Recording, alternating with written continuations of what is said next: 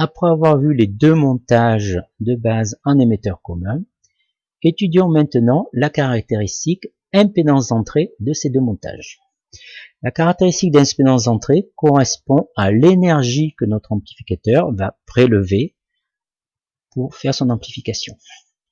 On ne peut pas mesurer l'impédance d'entrée directement avec un ohmètre parce que c'est une mesure qui est en dynamique. Donc on le fait de manière indirecte en mettant une résistance en série sur l'impédance d'entrée Zin, c'est-à-dire l'apparence de ce montage. Le diviseur à tension va nous donner Vin1 égale Zin sur Zin plus Rs fois VE. Je vous laisse faire le calcul de Zin à partir de cette formule. Nous allons donc faire les mesures.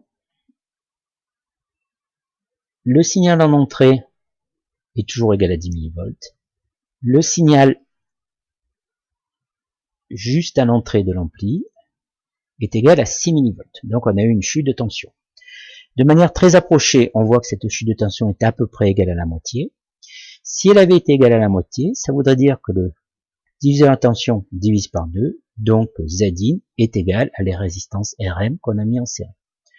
Donc ici, on sait que la résistance d'entrée sera égale à un peu plus grande que 10 kΩ. Étudions maintenant le deuxième montage. Simulation de la même manière. En entrée, toujours 10 mV.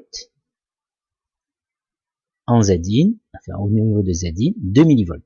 Cette valeur est beaucoup plus basse, ce qui veut dire que l'impédance d'entrée du montage avec condensateur est plus basse que l'impédance d'entrée du montage sans condensateur. Ce qui est logique quelque part, puisque le montage avec condensateur, nous avons vu ça dans la vidéo précédente, a un gain plus grand. Donc il est quelque part logique qu'il ait prélevé plus d'énergie à son entrée.